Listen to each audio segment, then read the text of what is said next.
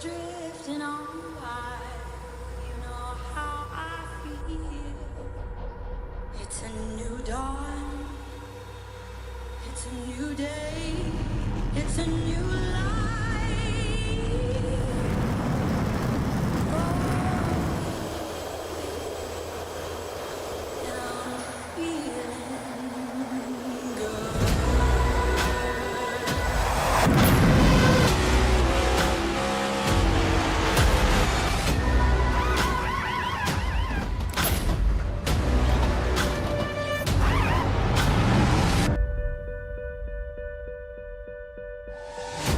Fish in the sea, you know how I feel.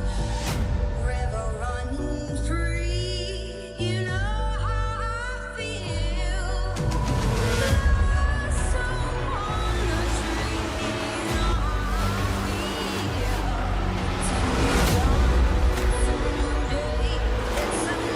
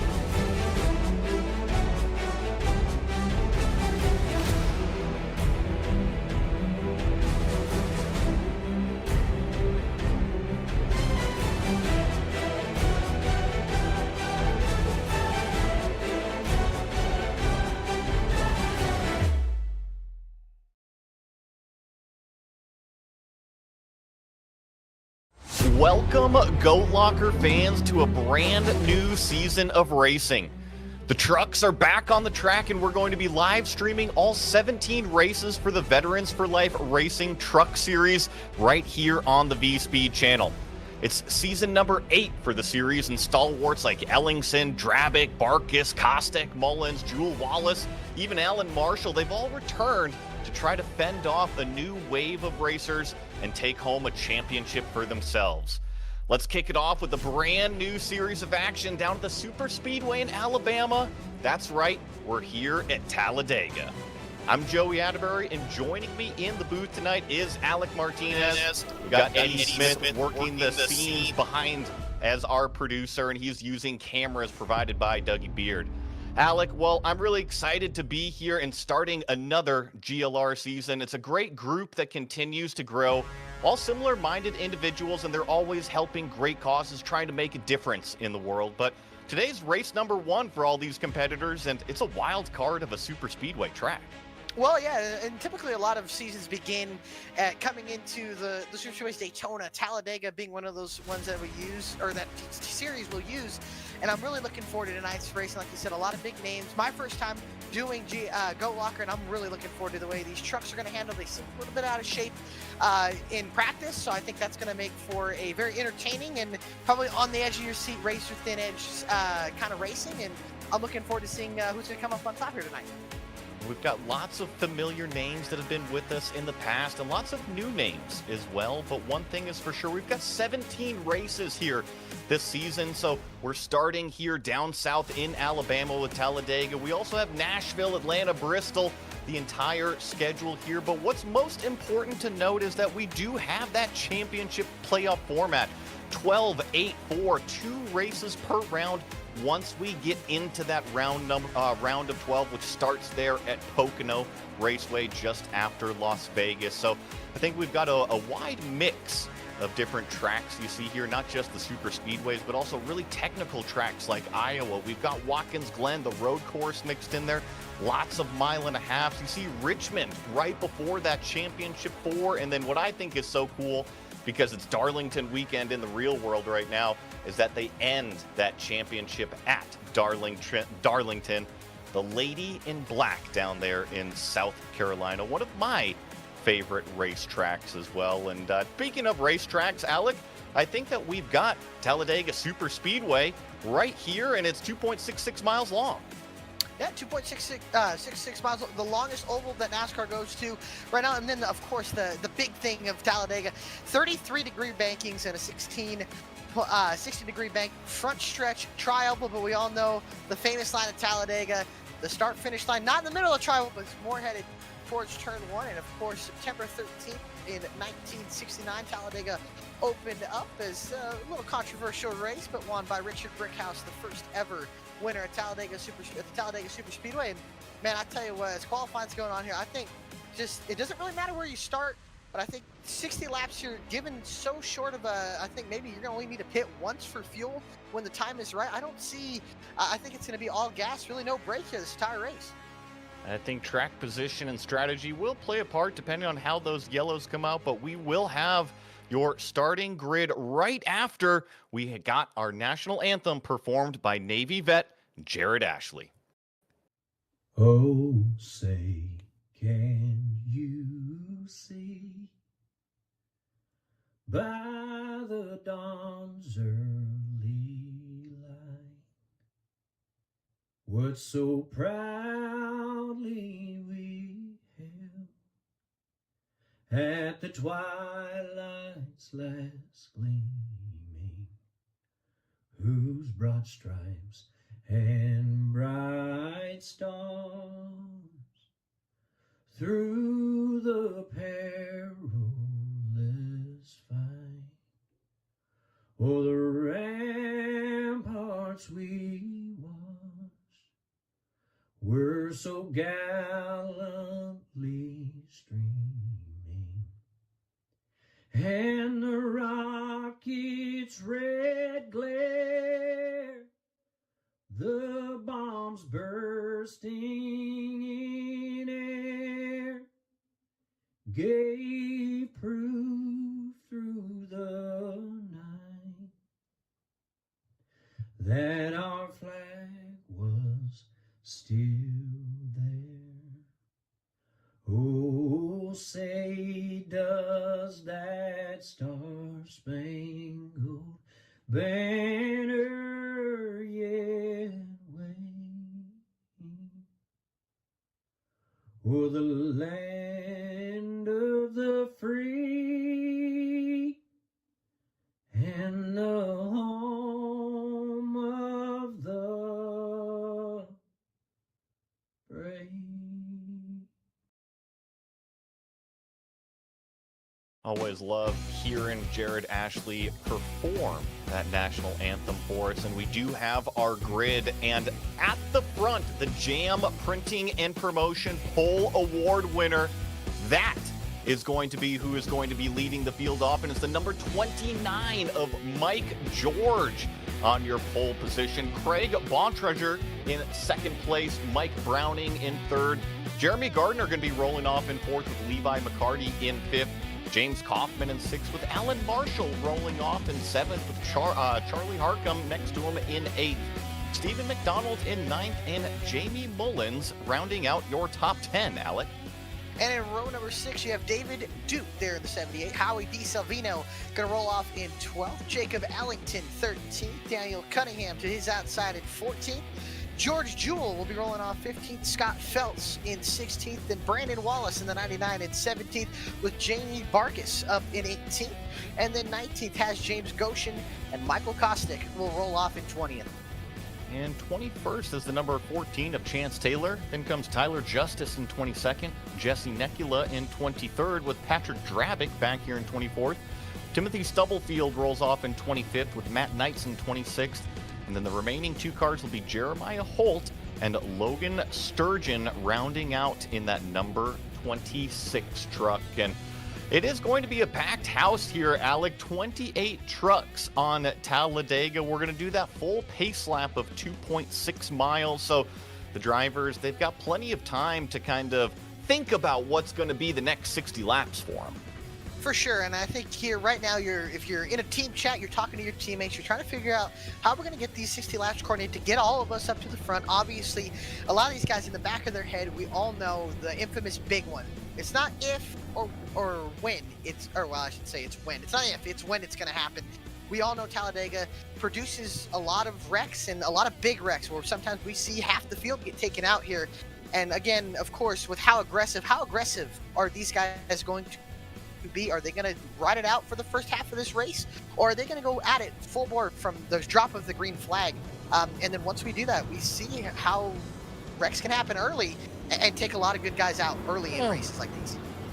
And speaking of, I think we already had some contact before the start-finish line on just getting the trucks rolling. But take a look down at the bottom corner of the screen. It is our race analysis here at Talladega. 60 laps is what the trucks are going to be doing. And yes, we do have that pit road speed limit at 55 miles an hour. 4 tire sets available. That generally means that they can come down and take 3 brand new sets. You have to start on a set, so 3 + 1 = 4. GWC attempts, we've got 2 green-white checkered attempts in case we need them at the end. Not limiting any fuel load. We've got a McConey fixed setup. Shout out to Jeff McConey out there. They always provide us the fastest and most stable stuff for the trucks to go and race on. And most importantly, no fast repair out there. So if you get any sort of damage, if you bang into a competitor, if you hit the wall out there, well, guess what? You're going to have to live with it. And Alec, on a super speedway, aerodynamics, they're crucial. They certainly are. I think you want to be careful in protecting that entire right side. The most important part of these trucks, side force and everything here, you want to have no damage really, because you want this truck to be like a bullet. You want this truck cutting through the air as fast as you can, especially being tucked up behind somebody, if not leading, as everybody wants to do, to be leading. But I can tell you this, sometimes you can afford to get a little bit of damage. You might not get all of it fixed, but a little bit. If you could just stay in the draft, sometimes damage will not hurt you, but if you get just enough and you cannot stick in the draft, that will cost you, and what I believe, a chance at any of keeping up in the draft, let alone a chance at winning. So here we go. Season number 8 hangs in the balance as the safety car hits pit road. It is all up to that front row. Mike George in the number 29 with Craig Bontrager in that second place, waiting patiently. The start-finish line is so far down, and now Barney finally waves the green flag, and we are racing at Talladega. The bottom line doesn't get very organized off of the bat, so it's really that top line right now. 49 of Craig kind of pushing the way, the 42 now getting up to the bumper. But we got to remember, this entire opening lap, the trucks are still accelerating and getting up to speed. And they're barely going to come up to full song as they go down the Alabama gang super stretch for the first time here tonight. It's Craig Bontrager to the outside, and he's got help from the 42 as Bontrager goes down now in front of pole sitter Mike George into turn 3, now side by side about 10 rows deep until you go about 3 wide all the way back to about 26th on the racetrack. I want to say that is the 64 of Matt Knights all the way up to the outside. Yeah, it is 2 by 2, pretty much just how they started. That's how they're going to finish lap number 1. It is Mike George on the outside. He's jumped up to that top lane, and I'm curious here. Is it going to be the low lane? Is it going to be the middle lane? Is it going to be the top lane that's going to be the fastest way around Talladega with these trucks? Now, typically in the real world, we see that middle lane usually prevail. Trouble, sorry to cut you off. I think one car around, and it looks like it's going to be the 51, but caution comes out, and everybody seems to keep it clean, but it looks like Jesse Nekla gets turned around there, and caution's going to come out already on lap, what, 2? Yes, lap number 2, pretty much in turn number 2 is where this and all one happened. Check out this V-speed replay here. So watch the 51. He's on the bottom side of the racetrack right here. And all the way in the back, this is when things were kind of shifting from 2 wide to 3 wide. Let's see if he hits the apron at all down on the low side. 0-7. No, it's all right there in front of him. Just kind of a big checkup. And then, Alec, I'm not sure which car got into the back of him, but he definitely took a big shot in that rear bumper. Want to say that is the 7. It was a Stubblefield, yes. The 92 of Timothy Stubblefield gets right into the back end of him. That's a hard hit to the outside wall. I think that might be his race over. As Jeremiah Holt got a piece of it, and I believe another Chance Taylor also got a little piece of the action there, but I think Stubblefield for sure. That might be race-ending damage on lap 2 and not the start of the season that you're going to want to have. I think the one benefit, though, is that under the yellow flags, they are long yellow flags, so go down and get some of that fixed up with your pit crew, hopping over the wall. You know, take advantage if you do have any of that going on with your car. And I want to give a big shout-out here for Veterans for Life Racing. They are a race team with the goal of fielding a truck next season in the NASCAR Craftsman Truck Series. Veteran-based and focused on helping veterans all across the racing world, they are also heavily involved with many veteran nonprofits to raise awareness and funds. GLR is now partnered with them, and they are the title sponsor for the Friday Truck Series. Well, we've got, Alec, I was just going to say, we've got a bunch of, a big group here with GLR. We're going to be mentioning them throughout the night. So all of the yellow flags, if we have any lapses in action, we'll make sure to mention all of these great partners, all the great businesses that are involved with GLR. Yeah, we're watching the virtual racing, but this group is very much one out there, especially in the Indiana area, Ohio area. I know that Cruisin' Classics has been out there. I know Nasty's Restaurant, Bar, and Grill out there in Hilliard, Ohio. But they're not just in the virtual world. They try to make a difference in the real world, too. Yes, they do, and that's awesome. And that's one of the things I was getting told here coming in here. I hadn't really been a part of the Go Locker. I know being a part of VSP is probably not good on my part, but I've always seen them broadcasting or getting broadcasted with Eddie and yourself, and I believe a couple others, Bradley and a few other of our broadcasters. And when I came in here, I think as soon as I joined, I got told, "Hey, welcome. Appreciate you guys helping broadcast. We appreciate it very much." And I felt welcome just from joining, and it seems like this is such a welcome community for all those that keep our country safe, and the reason we get to do this just for fun, even though we're broadcasting iRacing, no matter what, when we go out to a racetrack on the weekends or go out and hang out with family, because a lot of these guys are men and women that protect our country, and I think it's great what GLR is doing for all these guys and giving opportunities for there to be a community and to have people come out and race.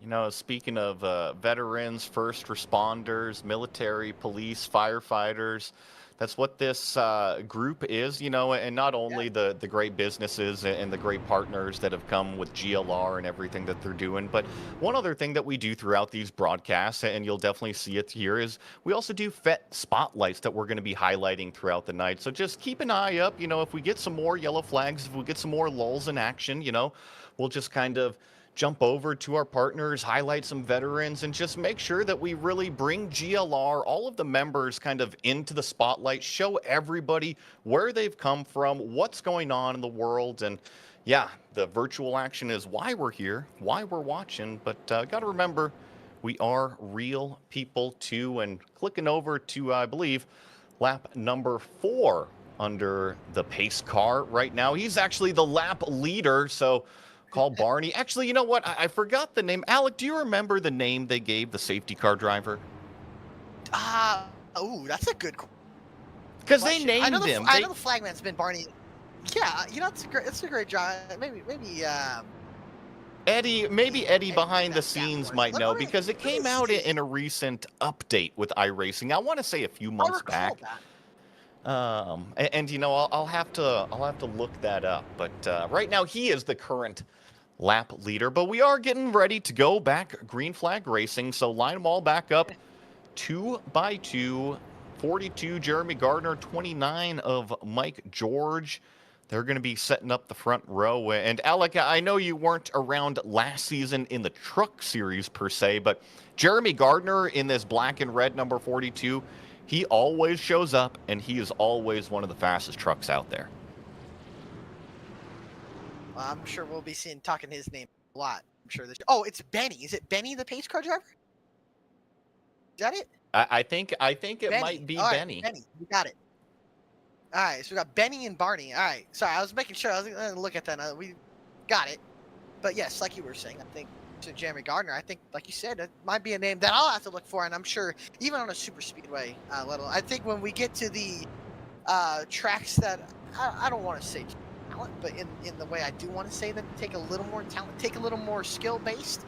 I know next week I think we're already going up to a mile and a half, so I think it's going to be fun to see. And like you said at the beginning, at the top of the show, was able to see the difference of tracks that we go to throughout the entire season.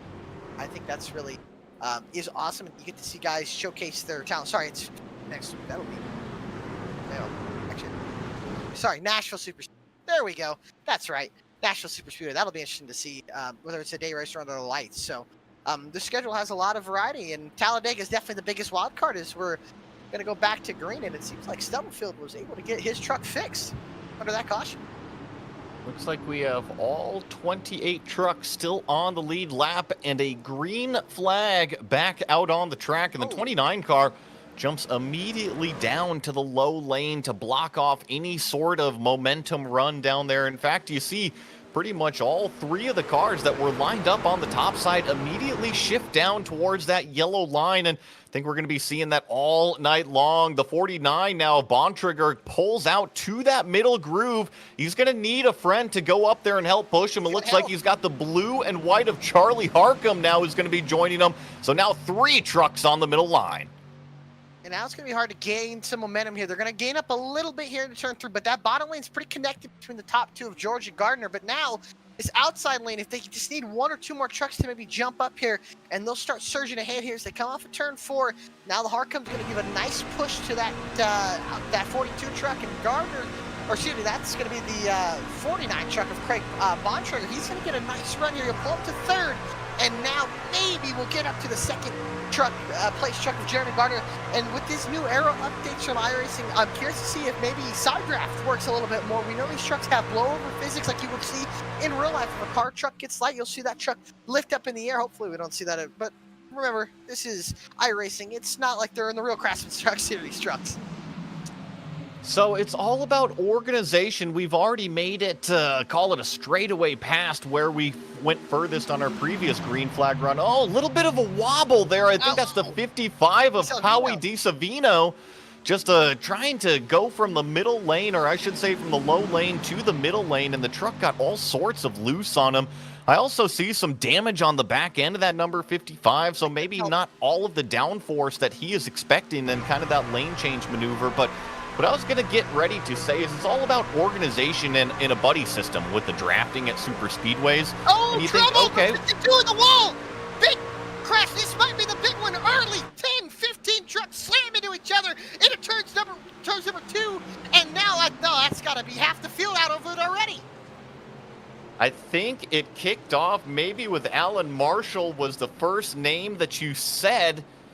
And you're right, the big one strikes early. I was kind of hoping that we were going to get a little bit of a green flag run going, maybe get to talk about some of these racers and kind of the racing that we're going to get to see with the bump drafting and the pack racing. But, Alec, it has been nonstop action.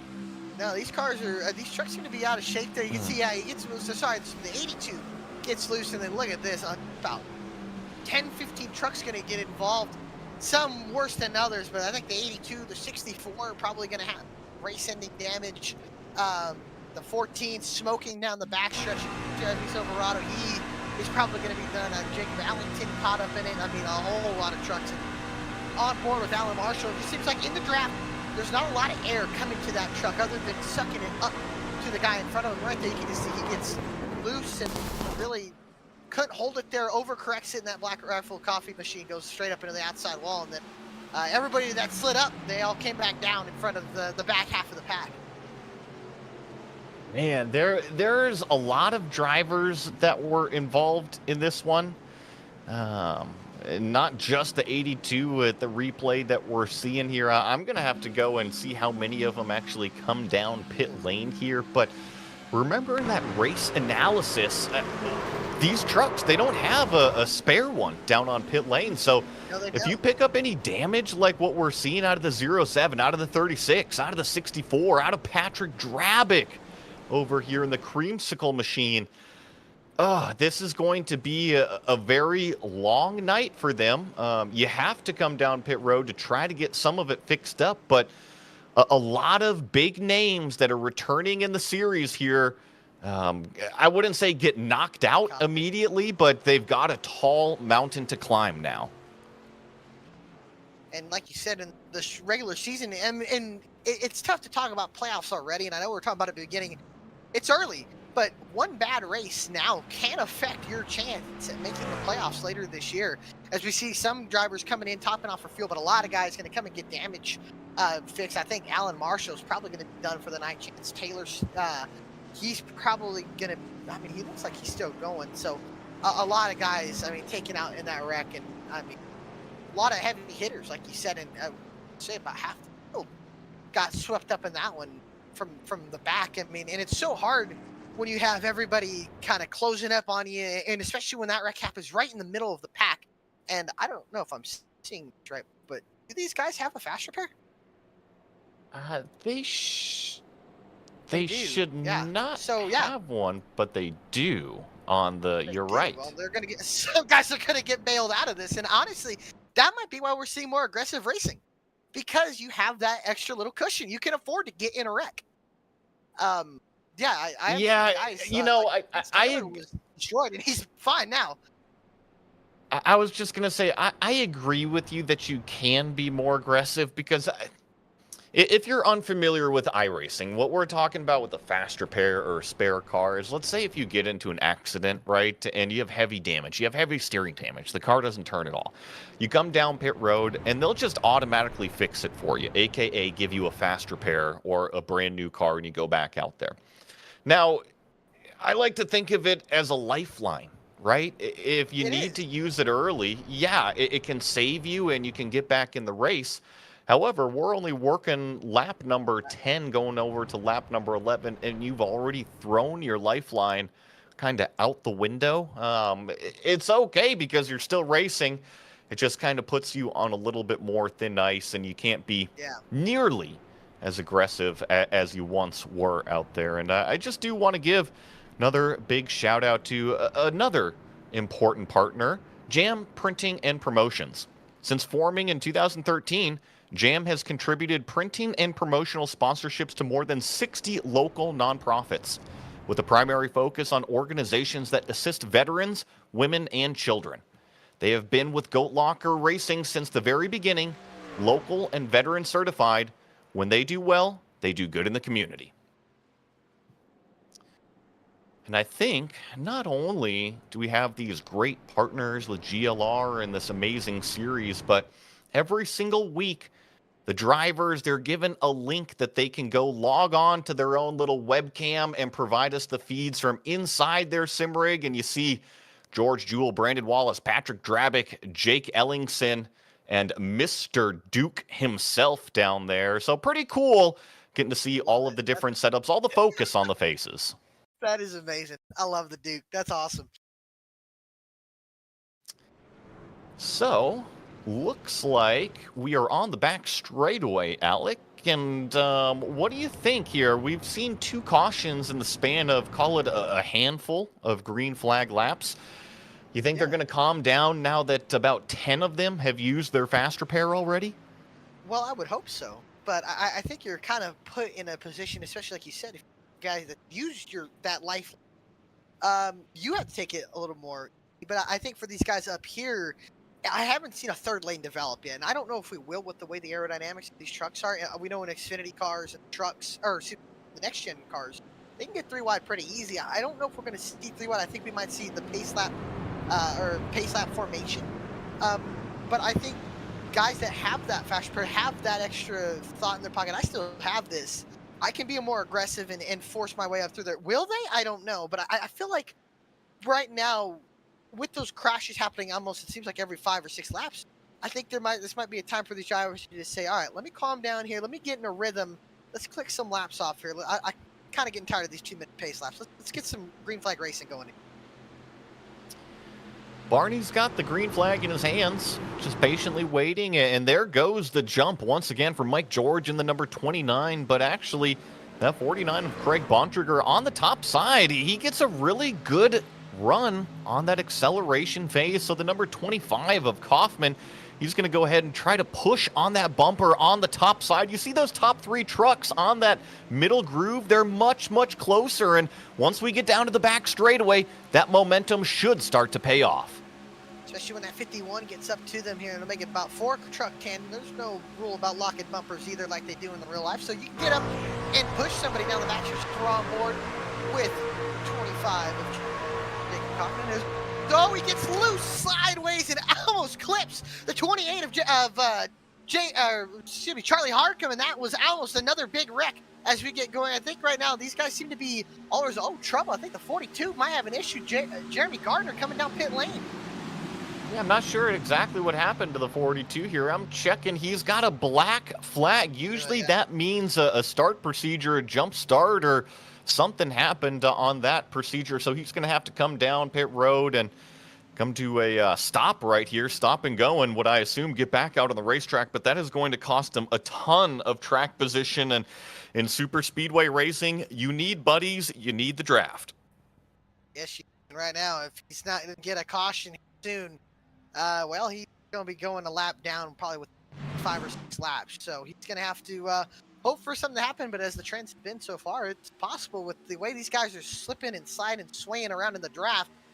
I think that that caution may be looming again. And especially, I'm really getting worried if tires start wearing it.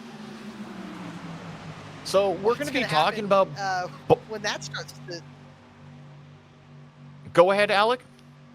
Oh, sorry. No, I was just saying I think the 42 was just coming up pit road, so he does fall a lap down. But once we start getting tire wear, we already see these guys swaying up and down. It's 3 wide. Here comes somebody up the middle. It's the 27 truck, Jacob Allingson, going up the middle, trying to get under, or it looks like under the 78 and the 99 of Wallace. Duke and Wallace trying to go up through the middle. He's got the 36 of George Jewell to help him as looks like, oh, look at this for the lead.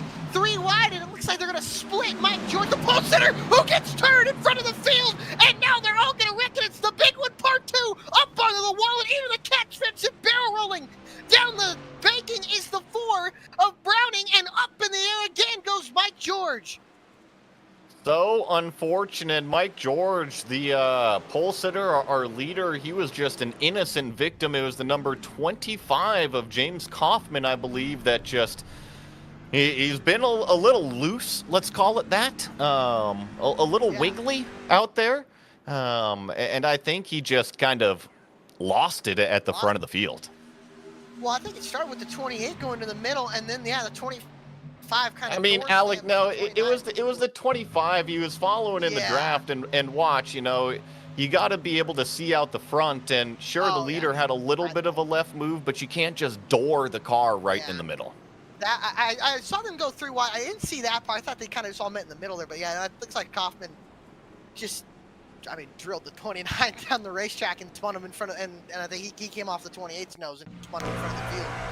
And I think it was the 36 truck that got launched up onto its side. I think he tax ran something, and that collected a whole bunch of people. Well, a lot of guys with faster cars are going to be out of this race.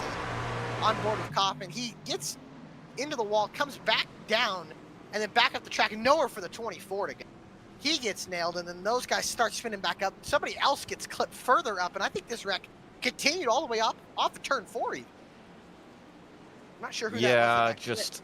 And we're wrecking under yellow right now, trying to get slowed up. These James Kaufman, as well as I can't remember which car number it was there, but they were just catching the field at about 160 miles an hour, and they didn't realize that, watch this right here. Well, Kaufman gets it slowed down. Watch out the left side. There goes the 49, or I don't think it's the 49, but one of the cars down into the inside wall. That was the number 4 car. I'm sorry about that, miscalling that one, but Yeah, that was Mike Browning. So yeah, just got to keep the eyes up out there. But I was gonna say, the trucks look a little loose. Maybe come down and put some tires on them. I think that's what the majority of the field has done. I think only the top four have kind of stayed out right now. I'm trying to Oh gosh, and get. what's James Yeah. Kaufman doing right now? Don't think he has a truck that can drive at the moment. It's gotten pretty heavily damaged. Well, like you said, Gotcha. that lifeline, half of the driver's lifeline is gone now. And honestly, with the way this is going, I don't know if we're gonna have half the field even finish the race. Well, there you see the cars that haven't had an incident. So we started with 28 and call it 10 or so. Yeah, Been able to it'll be more keep than that now. to keep it somewhat clean and scotch free out there. But we'll just kind of see how the rest of the race goes because we haven't even made it a third of the way in. But I think eventually it will calm down a little bit. So let's get over to another one of our great partners here with GLR, and that's going to be the Veterans for Life Foundation. The goal of the Veterans for Life Foundation is to both revitalize communities and supporting military veterans and their families' successful transition back into civilian life. Through support services, counseling, and education, they provide permanent, affordable housing to veterans and their families. Big thank you to Veterans for Life Foundation. Yes, Alec, I believe you were just about to say something. Sorry, yeah, I kind of maybe lost you for a second, but now we're good. And sorry to cut into your lead there. The broadcast, he's leading into the next thing, but yeah, no, this has been very, I guess, more aggressive than I was expecting to see these guys. And I don't know if it's aggressive, maybe a little inexperience with that as well, but starting to see hopefully now as half the field's been taken out and have used that fast repair. Do we see the clean racing? And if so, I don't think they can make it on fuel. I shouldn't even bring it up fuel mileage. A thing to worry about right now. But if we lose enough trucks, does that become an issue for some of these guys? We'll see. We will see. I think that ultimately the goal is you want to win the race. I'm looking at our top 10 right now, and from last season, the names that kind of ring a bell, Jamie Barkus is sitting there in 8th. James Goshen is there in 10th. Timothy Stubblefield is in 6th. I do recognize Matt Knights. He's up there inside the top 5 as well. But kind of my point is the majority of the top 10 is newer drivers or brand new drivers to the series. So this just could be the opportunity. It is a wild card. As Eddie Smith is saying, it's Dega, baby. Like, you don't know what's going to happen. And it's an opportunity for some of these drivers to go and show who they are. It is. And you know, we always talk about Talladega being the wild card of races. Talladega, Daytona, and now what is it? Anyway, wild card of races is you could see any big upsets. I mean, look at the past weekend in Coke 0400, Harrison Burton getting his first win and locking into the playoffs. So it's just anybody's game, really. Can you position yourself? I know we're barely on lap 17, but a lot of these guys are thinking, how can I position myself to be there at lap 60? To be there at the end, because I think this race, from what it looks like, is a race of survival. You've got to miss the wrecks. You have to be a little lucky, but sometimes it's better to be lucky than good. And that's going to be a big key. Can you survive what has already been a very hectic and carnage-filled race? Barney has the green flag in his hand again.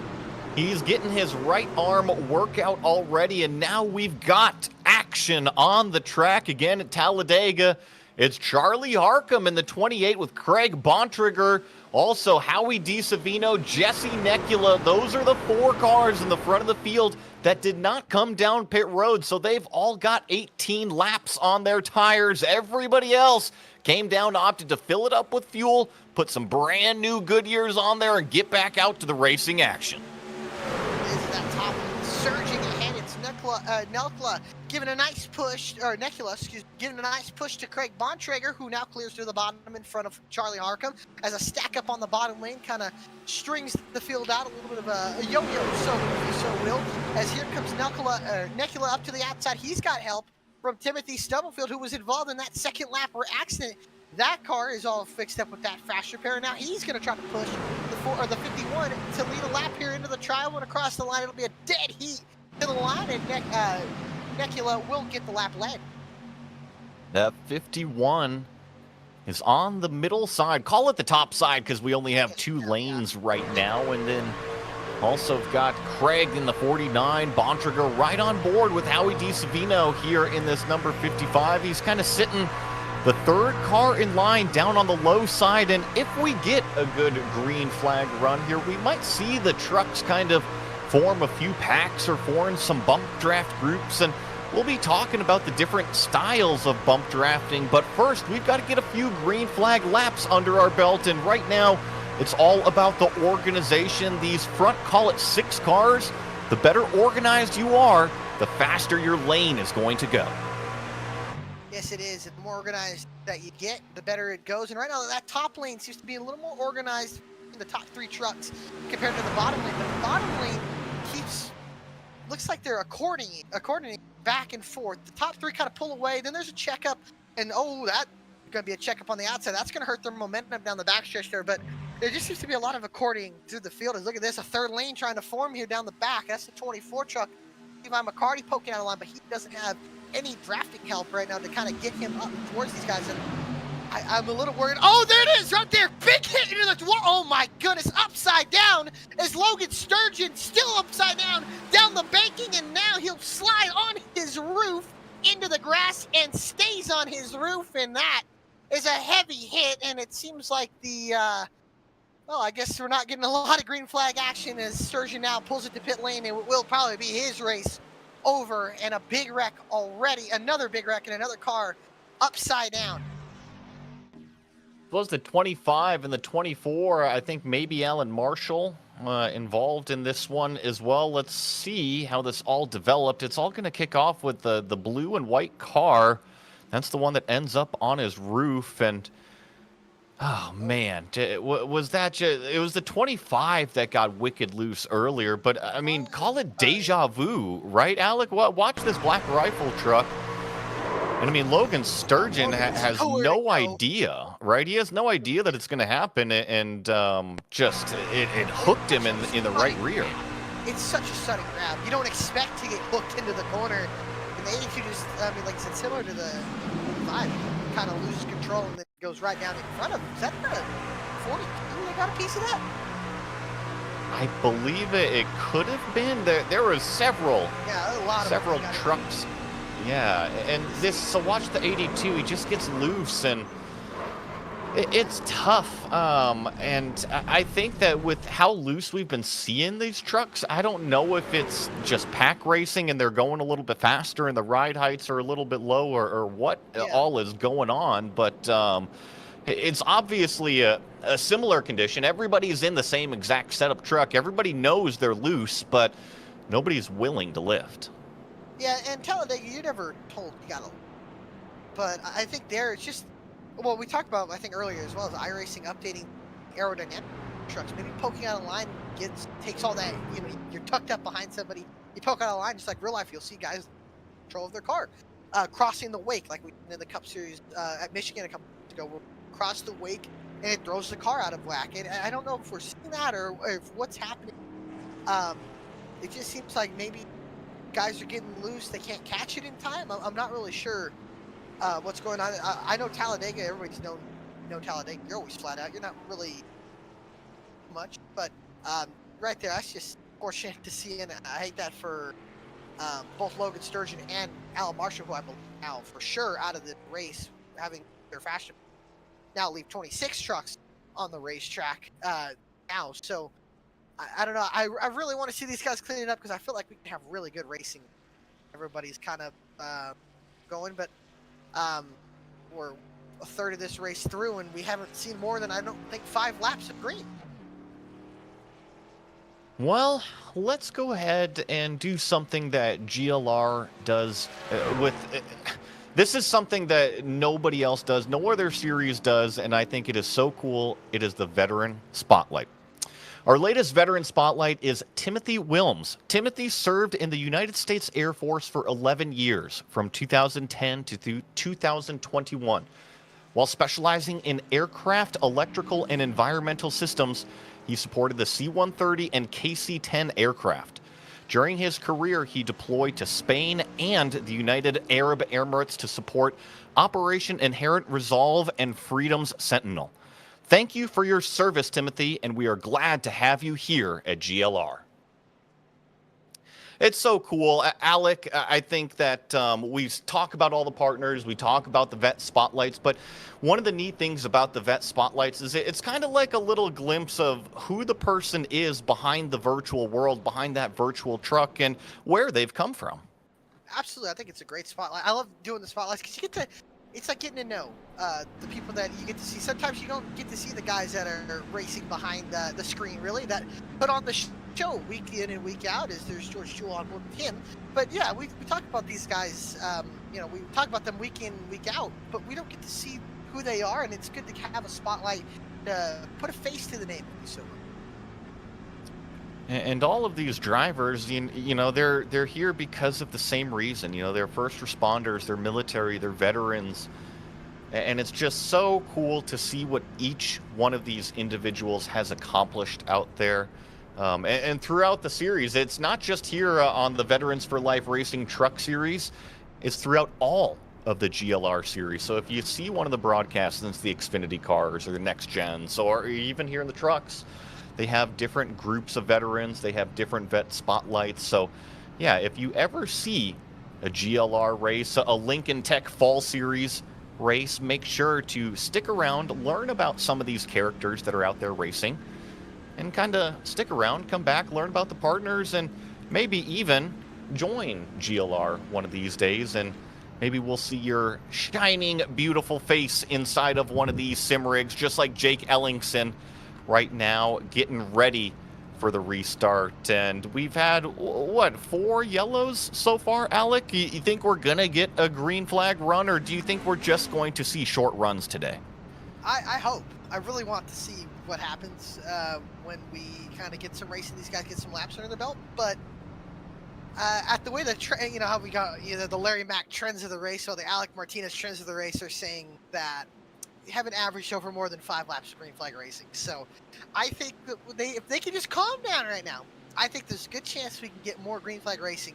But I think also these guys that have not pitted yet, they're getting a little worried too, because I know a lot of cautions, but pretty soon you're going to have to pay that fuel tax soon, because everybody else is brought in but those 3. We've got green back out onto the racetrack, and it's the low side, the 49 of Craig Bontrager. He has yet to come down pit road. He is opting to stay out there, and what you've heard Alex saying all race long, I think with the amount of yellows, you don't need to come down pit road. It will last you the entire 60 laps out here, because they're saving under those minivan conditions. But it's the 28 getting pushed by the 55 of Howie DiSavino with a huge head of steam down the back straightaway. But now the 49 of Craig Bontrager with Jesse Necula is going to draw it up even, neck and neck. And that 49 surges ahead into on the bottom lane in turn 3. But here comes the outside lane with Howie DiSalvino pushing the 28 of Charlie Harcum down the front stretch into the trial. Now both lanes going to get organized between the top 4. Look at that. Trying to go through the middle is the 27 of Alexson, who we were talking about before that crash, was already being aggressive, trying to force his way through, and right now trying to shuffle out the 64 of Matt Knights. Jake Ellingson definitely being a little bit more on the aggressive side, and let me tell you folks, that is just how he drives. He's always towards the front of the pack. Remember, he was caught up in one of the earlier yellows, so I think that this number 27 that we're riding on board with has got a mission to make it to the front and be at the front, because I like to think of the super speedway, there's always the super speedway tax. Now, Alec was talking about the fuel tax. Yeah, you got to come in and get the fuel eventually, but at the super speedway, There's usually two methods to keep it clean. Man. Be at the front ahead of the wreck, or be way in the back that you have enough time to avoid it, as we are 3 wide crossing the start-finish line, starting lap number 26. Well, this one you might not be able to be ahead of the wreck too much, because it might happen here at the front. DiSalvino goes down to the middle now, shuffles out the 28 of Arkham, and now Necula will go to the outside with help from the 64 of Knights, and now the 28 of Arkham going to try to shut the door in front of the 78 of Duke. And Duke now going to go up to the bottom, stay behind 20. Now the 11 of Feltz and the 24 of McCarty are going to get shuffled out third lane. Only 2 trucks up there. Now you're starting to see these guys, other than here, behind this 3 wide action. Guys going single file here, trying to just get some laps under their belt right now. I think that's the 11 of Scott Feltz. That's that black truck, the first of them 3 wide, and I think directly beneath them, is that Patrick Drabick down there? I think I see the 07, and then also the 24 is on the high side as well down there. So up front, it's 2 by 2, but then once you get back to about 12th place back here, this number 11 is trying to get the top lane to work, and now he's got several buddies going to be joining him. Matt Knights in the 64 is going to be that lead truck on the top side, and we can go 3 wide at Talladega. It is plenty comfortable. Look, you even have the lane markers to say, hey, keep it in this lane. Hopefully they do, but I'll tell you what, ladies and gentlemen, it could get big and ugly here pretty soon. As I saw somebody jump on, I think it was the 3 of Michael Kostek. He said, "No, I'm out of here. I've had enough of this." It was on the bottom, about fifth row, and he saw these guys starting to go 3 wide. He's like, "No, I don't really feel like being in this right now." We see a lot of guys, even in real life. Denny Hamlin, one of those guys, he doesn't like that feeling of the pack. He'll jump out of line, and right now you're starting to see guys that don't feel comfortable being up here in this 3 wide situation. They're starting to go out as here comes DiSalvino trying to get away. And I think that's something they haven't really mentioned. You got guys pushing right here. Well, look there's no air getting to the front end of Howie DiSalvino's truck. So now you got to manage your temperatures well, managing how hard are you pushing the guy ahead of you. Going down the back straight, and now Howie jumps down to that low lane there. He's going to opt to have the clean air on the front, and if you get tucked up behind a truck for too long, you can get those engine temperatures, the water temperatures start to skyrocket, and you do need to get a little bit of that clean air. I think the 55 just wanted to go up there and lead this race. He does have some aero damage on the rear wing, the rear spoiler of that orange and black 55 on the bottom side.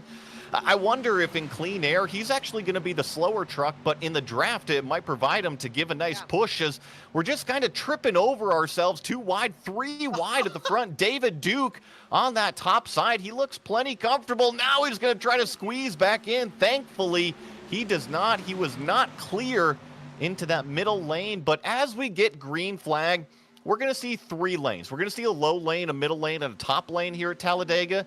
The low lane, it's going to be the fastest through the turns. The middle lane, it's going to get some momentum down the straightaways. The top lane is going to carry the most momentum down the straightaways. But the one thing about the track here in Alabama, the start-finish line is not in the middle of this D-shaped trioval. It's actually just past. So pay attention. Is it the low lane? Is it the middle lane? Is it the top lane that's got the momentum right here as we hit the start-finish line?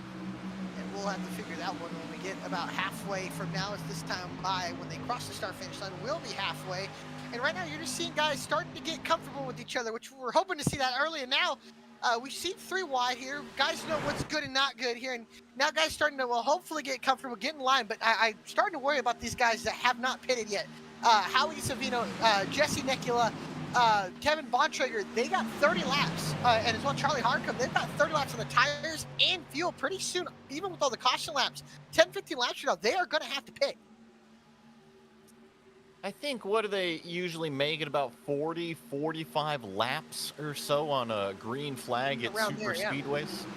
And Well, so Sorry. I think we should be okay, at least for another little bit. And if we do see something, I think it's going to be coming from Craig Bontrager in that 49. Because remember, he was, or I should say, not our pole sitter, but he started on the front row, and he has stayed all the way up front the entire time. So if there's going to be a truck that's used the most amount of fuel, I expect it to be this, call it black and orange 49, as he gets a huge shove from the creamsicle machine, the 07 of Patrick Drabick. Oh my goodness! Hang Wow, what a on great- to it there, bud. That was another really, really close one. I believe that was James Goshen that almost lost it in 3 and 4. That was a heck of a save and a great job by Charlie Harcum to not plow into the back end of him. And DiSalvino took that as an opportunity to go and become the pusher and push the 07 Creamsicle Machine to the lead. Here comes Harcum to the outside trying to make it 3 wide, but he has no help. He doesn't get any help from 78 of Duke, and now DiSalvino up the racetrack here. Well, now the 78 tries to help him and puts the 85 in the sucker hole, and now the 28 gets left out. And the 11 now closing up to the back of the 28 and trying to get that third line going with Feltz and McCarty. And oh, there's contact trouble. The 51 up into the outside wall. The 11 spins down the apron and no caution. No caution. Now we've got a there it is. caution on the racetrack.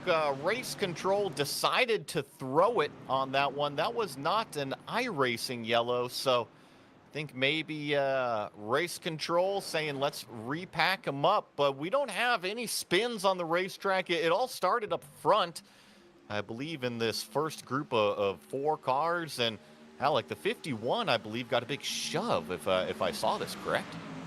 He might have. I don't know if it was from the. Oh, the 55 gave a big shove to the 07 and then to the 51, and the 11 hitting the brakes. Oh yeah, he got the inside wall pretty good there, unfortunately for him. So the 51 now, Nekula, who was caught up in that incident early, it's a lot of damage for him, and that might take him out of this race. And the 11, oh, driver's side shot. That definitely would have hurt from inside a real Craftsman Truck Series truck. And yeah, that's another caution. And now all those guys that had to worry, when are they going to pit? When are you going to see them down pit road? I think you'll see them now. And now, like you said, with the fuel window, do we see everybody bring it in here and realize we're good to go to the end? Watch this. This is an example of a bad push.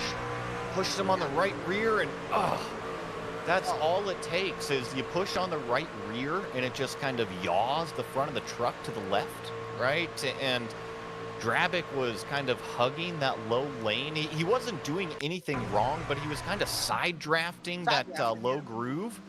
And when there's no margin for error, a push that kind of sends you in a bad way, man, it's just so tough. He wasn't expecting this, and you see that truck just all the way over on the corner pushed the 07, and it just pushed him in the wrong spot. And I want to say that pushing on the right rear is not a bad thing. It's just that going down the straightaway, you want to push more in the center of the truck. Now, when we are turning in the corners, we want to push more on that right rear because that's the loaded tire. It's the loaded corner of the car. So it's the most stable. And now we've got, was that Drabick having some contact on pit road? But that was as he was leaving his pit stall. I think that was just a little bit of miscommunication there. But back to my point, pushing in the corners on the right rear is okay. That's the most stable part. On the straightaway, you want to push them in the center bumper. And this is the replay of what we just saw on pit road here, Alec. That's coming out of pit road. That's simple miscommunication, like you said. Yeah, coming in, coming out. I would be worried if I'm that 07 truck if I have right front damage now. And you don't want to be leading with damage because these aerodynamics come parachute. And I'd be worried if I was Drabick here. I might have to bring in this. Oh, this is, wow, that's it's dangerous a little bit. But it got it going. Nobody else hit him, it seemed. But Alec, it's the virtual world. It's not dangerous. Yeah, you're right. You're right.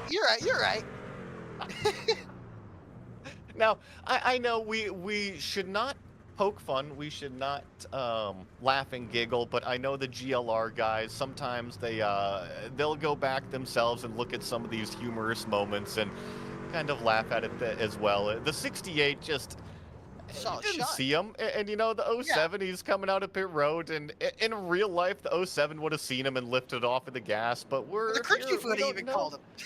Yeah, you know, but it's a moment that they're going to go back and look at and kind of giggle about and laugh, and nobody got their feelings hurt with that one. So we'll keep on chugging along and keep on racing. And speaking of chugging along, another partner of GLR, Cruisin' Classics. Located in Columbus, Ohio, Cruisin' Classics has a beautiful 56,000 square foot showroom filled with hundreds of unique automobiles. There's something for everybody out of their hand-picked selection of muscle cars and hot rods. Come on down and visit the facility today or check out their website at cruisinclassicsinc.com. just want to say that was a beautiful save. That was. Alec, I got to ask you, Yeah.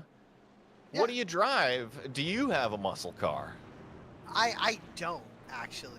As being a young adult barely starting off his life, I'm trying to get a car. Sometimes I'll use my dad's car every now and then, which is I don't mean to sound this in a fancy way or anything. It's a Mercedes. It's nice. I like it.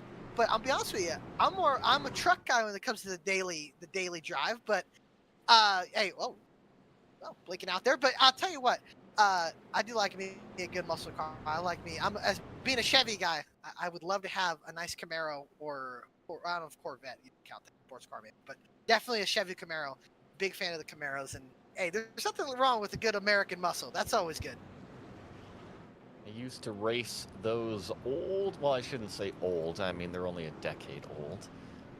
The Riley Tech Camaro GS cars, the GT, what developed into GT4, and then went on with Ford and Roush and raced the Boss Mustang 302, the GT4s, and all those rumbly boys, all the muscle cars. It may not be a vintage muscle car from the 60s and 70s, but new muscle, call it. Where'd you race him at? IMSA, Grand Am, SRO. Okay. So Nice. all over North America. But anyways, back to the action on the track. So we've got them lined up 2 by 2.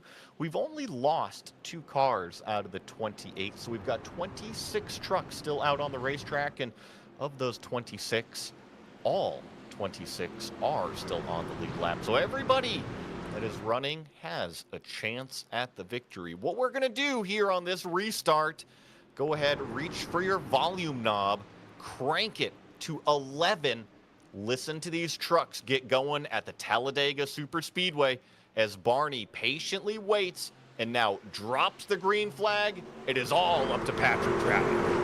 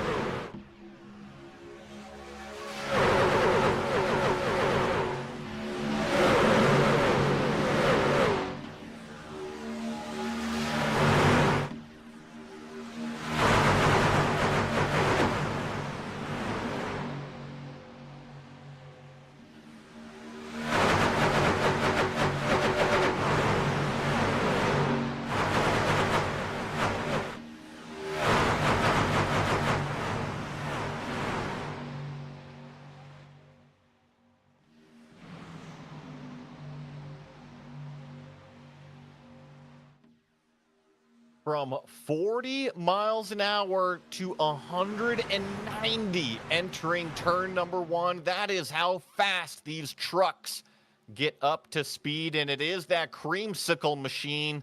Jam printing and promotions all over the hood, all over the bumper, all over the sides of Patrick Drabick. But now it's the 29, your pole sitter of Mike George, going up through the middle with a push from Jeremy Gardner in that black and red 42. He's going to take the lead on that low lane.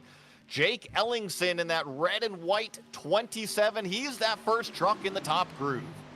Yes, he is. He's got help from the 49 of Craig Bontrager, who's now pushing. Look at that. The 42 and the 29 jump up. Contact between the 42 of Gardner and the 27 of Ellingson. And now the 29 of George now going to lead the outside lanes. He gets a big shot from the 27. And now still 2 rows, or I should say more like 6 rows deep of 2 by 2. And everybody else from there kind of straggling on back single file and then double file. But right now, these drivers the intensity starting to pick up little by little. We're closing up to 20 laps to go here pretty soon. Guys trying to get themselves in positions to win this thing. We've seen some very aggressive bump drafts here in these trucks. Oh my goodness, the 49 is just wicked loose on the top side. Craig Bontrager, and I think maybe the 25, is that Kaufman again? Remember, he was the one who was just looped it all by himself in turn number 1 earlier. So hopefully no trucks are around that 25 if he's going to have another moment as we're 3 wide crossing the start finish. It was the 29 that is just all the way up on the top side of the racetrack with no help whatsoever. He's going to get shoved all the way back, tries to clear himself into the middle there. Now right he there. gets room from the 99 of Brandon Wallace. He leaves him some room, but it is starting to heat up a little bit. And I was going to make a point about bump drafting, that we've seen very aggressive bump drafting. And typically in iRacing, the most efficient bump drafting is actually very, very smooth and very small bumps, as the 27 Ellingson in the wall. The 49 is wiggling. Now the we're wrecking, going there around we go. the 15, lost it. Collects James Caution. Kaufman, and we've got a yellow flag. Oh, keep it out of the wall. He can't. Oh, and that's going to be a hard hit for Jamie Barkas there in the 15. And another caution comes out with about 21 laps to go. Another wreck there. And man, these guys, like you said, the pushing has just been so aggressive. And right there, I think that was another case of push gone wrong and at the worst part of the corner going into turn number 3, it seemed. Now Let's see push here. Yeah, Craig. Yeah. So it was Bontrager, and remember, Craig was, I believe, our pole sitter back here, and he was pushing Jake Ellingson, I believe, in that 27. The 27 was the first car that basically kind of got the bad push going into turn number 3. And remember, I said you can't push on the right rear going into the corner or going on the straightaways. Let's see where this one is. It's kind of in the transition. It's loose and then gets the shot. Yeah. You know, I just think that these cars, and I'm going to walk back my words on that bad push a little bit earlier too. I think the cars are loose, right? The cars are wanting to turn left. And that makes sense at a super speedway. You want zero steering angle in this thing. You want minimal steering angle.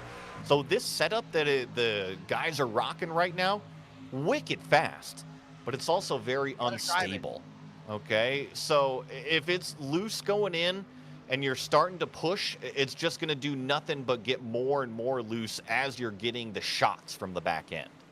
Well, I mean, we talk about speed. There's a difference in real life as well of speed and handling. It's always the thing, especially I think perfect example of this currently is Atlanta Motor Speedway.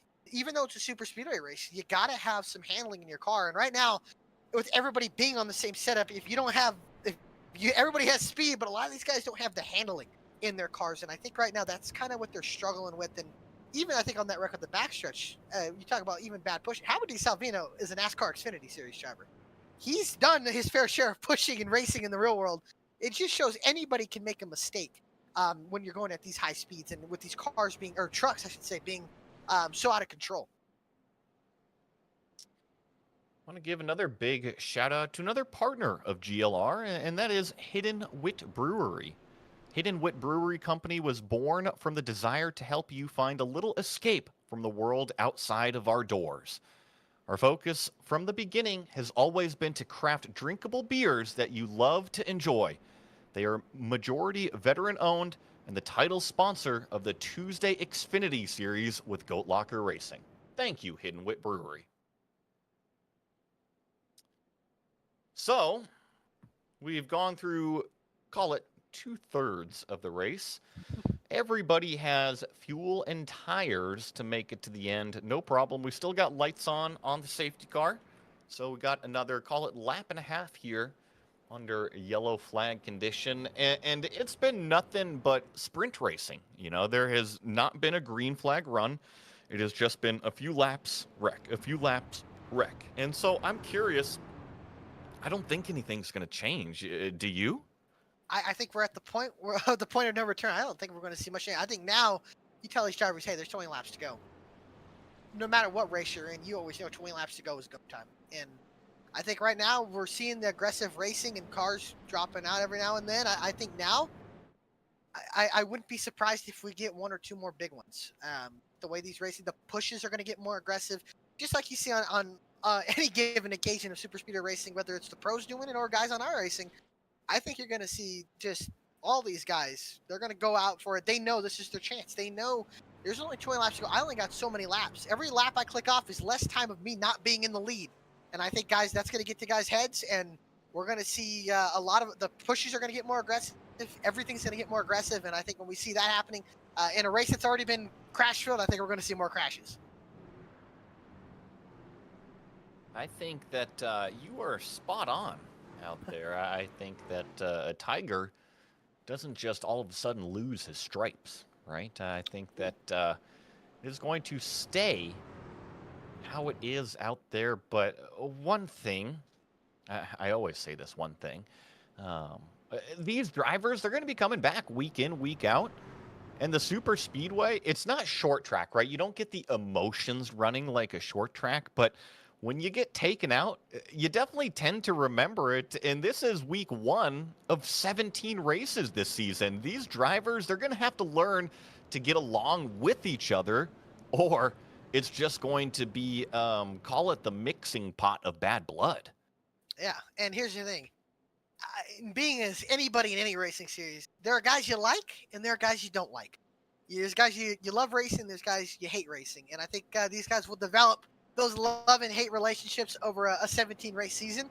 I don't think it's hard to judge on super speedways because everybody has a good an equal chance. I think when we get to Nashville Super Speedway next week, we'll see a difference in I guess what you want to say, tiers even of drivers. You got guys that are consistently up front, guys that are right there, always consistently in the top 10 and 15, and you get guys that run in the top 20 and out there. And I think no matter what, no matter who you're racing, especially if guys have the same speed week in and week out, you're going to get really familiar with their moves. You get really familiar with how they race, and sometimes it makes you mad, and sometimes you have a lot of fun doing it.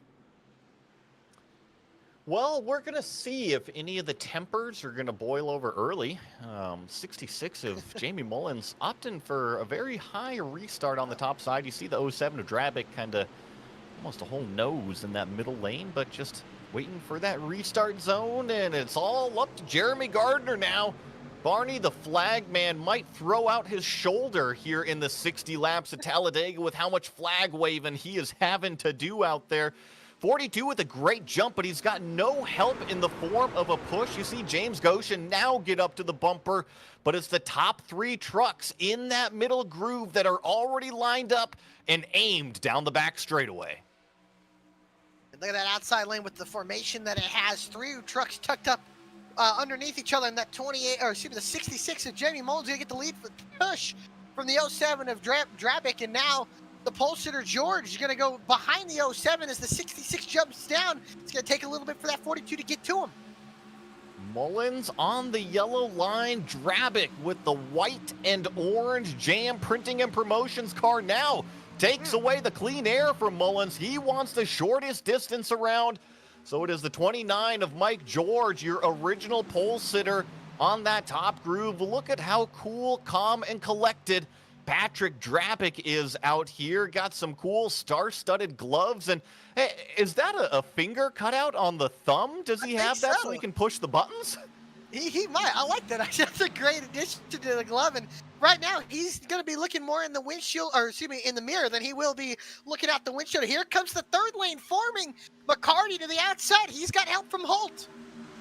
Yeah, it's the 24 of Levi McCarty and the 64 in of Matt. Back. Is that Browning? Around in the grass, they saved it. Everybody keeps it going. The 4 going to lose the draft now. Sorry to cut you off there. That's going to be a big one. No, he's definitely just going to be way stuck back there, several seconds back, but no yellow flag. So we're going to keep on trucking out here. 2 by 2 by 2 by 3 at the front. The 25 of McCarty is that black truck all the way on the top side, but he has got no friends to help him out. I do not think he is going to make any sort of forward momentum with no help pushing him. And actually up front, I believe it's Mullins that was a little bit out of shape there at the beginning of the back straightaway, but now has it all collected. He is tucked up underneath the 07 of Drabick, and now these guys swinging side to side in the middle of the corners. The 24 has really fallen back on that third lane, and now still about 8 rows of 2 by 2 racing down the front stretch. It's the 29 of George getting a push from that 28 of Harcum, and then on the bottom, it's Drabick getting a push from Mullins in the 66, and the 66 starting to sway side to side. He's got to be careful so he doesn't hook the 07 around. And the 66 is flirting with the apron. I just think this is a condition of the setup, right? It is just a wicked loose setup. And these drivers are really having to pedal the car. They're having to be very, very careful with how they push everybody. But that goes to my point. The best pushes, the best bump drafting in the sim in iRacing is the 64 almost loses it. Look at how loose that white and blue 64 is. He is just all over the racetrack, and every single one of these drivers is having to put up with it. Almost gets a push in the left rear there of the 64. But what I was going to say is don't go up there and shove somebody. The harder you push, the less the physics actually transfers all of that inertia, and you actually don't go forward. The most successful pushing in iRacing is you go up and you put the truck 1 millimeter away from the next bumper in front of you, and you go together as a group. Absolutely, and that top lane kind of broke up, and now it's back forward as Mullins going to go to the outside. Help from Gardner in the fourth, big two. Harcum back up to third, and Duke, the fourth chucking line on that bottom. It's the pole sitter of Mike George, a push from Patrick Drabick. And, you know, there's that Molly Hatchet song that says flirting with disaster. Well, these guys are flirting with disaster. I thought I just saw Eddie mention that too. Appreciate you, Eddie. But these guys are going all over the place. These pushes are going to get more aggressive. We're closing up on 10 to go, and we're seeing shuffling throughout the pack, and a lot of guys now, everybody that was kind of lagging off in the pack, well, now they've started to join it, and they're starting to race, they're trying to get their way up to the front. Everybody trying to get to the lead. And if you've got a little bit of a technical switched on brain and you see that graphic at the top, track conditions, air temp 78, track temp 136 degrees Fahrenheit. Well, you think it's not a big deal. We're here to super speedway. Track conditions, it just kind of slows you down. But we've been talking about the condition of the loose truck underneath all of these racers. And when you have a track temperature that's that high, it's just extremely low grip. So you put a loose truck on a low grip racetrack, it just makes it that much more of a handful to hang on to. Yes, it does, and especially like you said, with guys tucked up underneath each other, the air just gets put on that back of that spoiler, and you can see guys go around here. Look at this middle of the pack. Di Salvino almost gets into the 64 of Knights and almost triggers an incident, but at the front, these guys clipping the apron, bouncing back up. Right now, it seems like Mike George is kind of the Pied Piper right now. He seems to have these lanes under control. He's not throwing aggressive blocks yet, but he seems to be leading just fine on them. That pole sitter looks good out front, right where he started. He's staying up there right now, and he looks good. Mike George on the low lane, but it's all Jamie Mullins. Gardner with the push, and remember, Talladega, I had said the start-finish line is past the tri-oval. So let's watch this time around. Typically, it's the middle lane that reaches the start-finish line first. Mike George, maybe a little bit more organized on the bottom line. He's going to reach the start-finish line first here to cross over to lap number 50. So maybe it's going to be the low lane that's going to reach the checkered flag. Maybe it's the middle groove still. I think it still comes down to who's got the most efficient bump and who's got the best partner to kind of shove them across the line there. But time will tell. And I think the most speaking organized line will win this race when it comes to the end of it, if there is one coming to the checkered flag. Want to give a big shout out to another one of our GLR partners, and that is InVets. InVets aids in transitioning to civilian life, focusing on job placement and finding the right community for veterans and their families to ensure their success and happiness. They are a veteran nonprofit in Indiana with the goal of bringing veterans to the state to live and work. They are the title sponsor of the Sunday Truck Series. And folks, it has been nonstop action. I almost thought that we had another wreck there at the front of the field, but these drivers have managed to hang on to it. It's a brewing, though. I can tell you this. That third lane is getting formed. I think that's Howie Salvino in the 55, and I believe that's Jamie Barkis getting a big push down the backstretch. Look at them surge past a couple of trucks. Almost going forward. They do. And now they wreck. Barkis up into the wall and on top of the safer barrier. Rolls on his side. A hard hit-on hit for someone else. I believe that's the 72. And another caution comes out with 10 laps to go. And it's the big one. I mean, I'm going to call this one as it is. I don't know what the 64 was thinking. Just watch the blue and white 64. He's going to get a run down the straightaway, but he's already boxed in 3 wide by the time he attempts to poke the nose down to the inside. So, all right, 3 wide. Now we're Oh. 4 wide going into the sketchiest part of the racetrack, going into Oh. turn 3. That was never going to work. Yeah, and I think maybe we get on board for 55 with DeSalvino, we'll get a good idea of what he saw and kind of what triggered that even better. It seemed like you said, the 64 was going for a hole. I don't think that was there. Your 4 wide, 3 wide seems to have been an issue tonight, and then you go 4 wide. I don't think these guys have been, really put in that situation. Right there, you can just see the 73 gets clipped down the track, and then the 92 is going straight up into the 15. That 15, oh my goodness.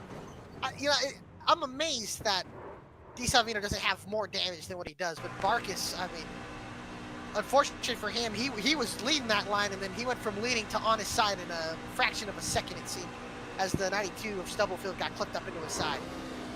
Oh, that is a And you brutal see hit. Barkis just, I mean, he didn't even know it was coming, as we've seen from several drivers already, and then attempts to be Tony Hawk, but he didn't get all the way up on the 50-50 grind right there. So no points on that grind rail combo. But it was just 3 wide, like you said, 3 wide has always been an issue, and the trucks have been really loose. And so where have they been loose? On corner entry. And to poke the nose down into turn 3 on entry 4 wide, I just knew it wasn't going to work. And you think, if you are that driver and you say, well, you know what, I had a nose, I had a clear windshield, I had room in front of me, why wasn't I allowed to have that? Why can't I make that? And the bottom line is that you still have to make room for everybody on the track. That if you're going to make a pass, you have to make the pass cleanly. And I think that's kind of what it comes down to. And they'll learn from it. I think it was a 64 of Matt Knights, and he's already actually back out on the racetrack, catching up to the pack as we speak.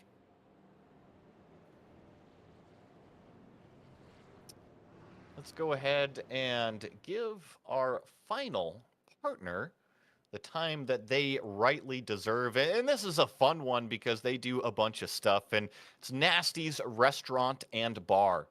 March 21st, 2012, Nasty's opened its doors in Hilliard, Ohio. From the get-go, they aimed to embody the energy and passion their sons, Nathan and John, poured into their dreams. Nathan's commitment to hospitality ensured that every guest received exceptional food and service. They are the co-sponsors of Wednesday's Next Gen series. They have hosted numerous fundraisers in their establishment with the goal of raising the funds to donate a sim rig to a deserving veteran or first responder. I think that's so cool. I remember last season, Nasty's, they broadcasted one of the races from inside the restaurant right over there. So huge shout out to Nasty's Restaurant and Bar out there in Hilliard, Ohio. If you're out in their neck of the woods, definitely look them up. Go get a meal, go watch some sports out there, and have a good time. Like So, Alec, let's bring you back in here. I think we have you coming in and out. Is Skynet attacking your residence over there? I don't know. It's weird. It's been it just had to act up today during the race. I don't know why, but we're back. Luckily, we're under caution, so we're all good. But we're back to it, and 1 to green space car light's gonna go off. But yeah, man, this is getting interesting. Joe, I gotta ask you: do you think we're gonna use these green white checkered attempts here? Do I think we're gonna use them? I mean, I think. Is that a joke? Yes, I do think we're gonna use them, Alec. I got a good feeling we might too, but even though we've had a lot of wrecks, a lot of incidents, this racing's been entertaining when green, and I would love to see this finish out here. And we talk about the end of these races, especially with the.